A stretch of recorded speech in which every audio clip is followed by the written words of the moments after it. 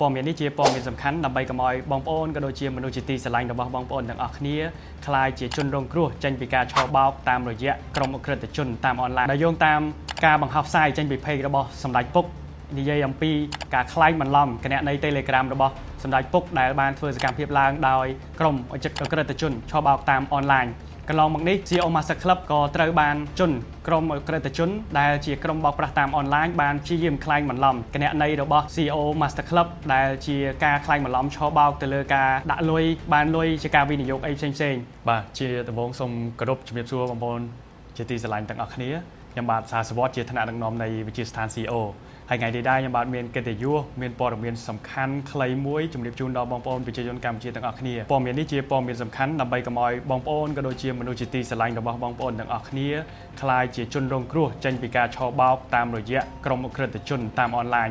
ដែលកន្លងមកនេះបានធ្វើសកម្មភាពជាច្រើនតែជាសកម្មភាពឆបោកអញ្ចឹងវីដេអូនេះពិតជាសំខាន់ដែលជាព័ត៌មានខ្លីសំខាន់សម្រាប់ចែកជូនដល់បងប្អូនទាំងអស់គ្នាដែលយោងតាមការបង្ហោះផ្សាយចេញពីเพจរបស់សម្ដេចពុក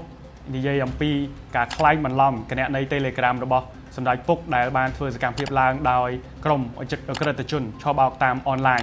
ដូច្នេះខ្ញុំឆ្លៀតឱកាសនេះខ្ញុំសូមជម្រាបជូនបងប្អូនទាំងអស់គ្នាឲ្យបានជ្រាបថាកន្លងមកនេះ CEO Master Club ក៏ត្រូវបានជនក្រុមអក្រិតជនដែលជាក្រុមបោកប្រាស់តាមអនឡាញបានព្យាយាមខ្លែងបន្លំគណនីរបស់ CEO Master Club ដែលជាការខ្លែងបន្លំឆបោកទៅលើការ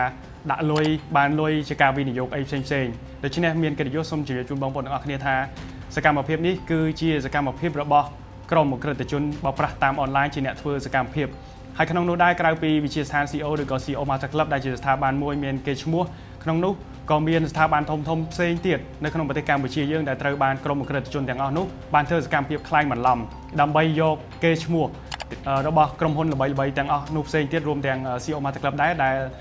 យកទៅធ្វើសកម្មភាពបោកប្រាស់ដល់បងប្អូនយើងមួយចំនួនដែលកន្លងមកធ្លាប់បានទទួលការរងគ្រោះចេញពីការបោកប្រាស់តាមរយៈអនឡាញនេះកន្លងមកហើយដែរបាទកន្លងមកនេះ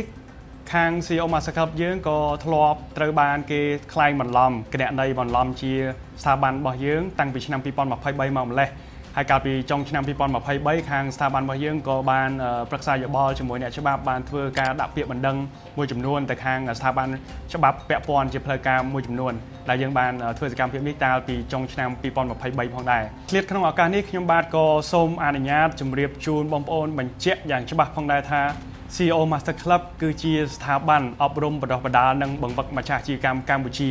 ដើម្បីឲ្យពួកគាត់បានទទួលការបង្វឹកនៅក្នុងកម្មវិធីក្លាយជាអគ្គនាយកអាជីពដែលបង្វឹកទៅលើការដឹកនាំគ្រប់គ្រងចាត់ចែងអាជីវកម្មធ្វើអាជីវកម្មពីតូចទៅធំពីលក្ខណៈគ្រួសារទៅស្តង់ដារបង្កើនប្រាក់ចំណេញបានធំជាងមុននិងបង្កើតបណ្ដាញសហគ្រិនបណ្ដាញទំនាក់ទំនងទូទាំងប្រទេសក៏ដូចជាចូលរួមចំណែកនៅក្នុងការ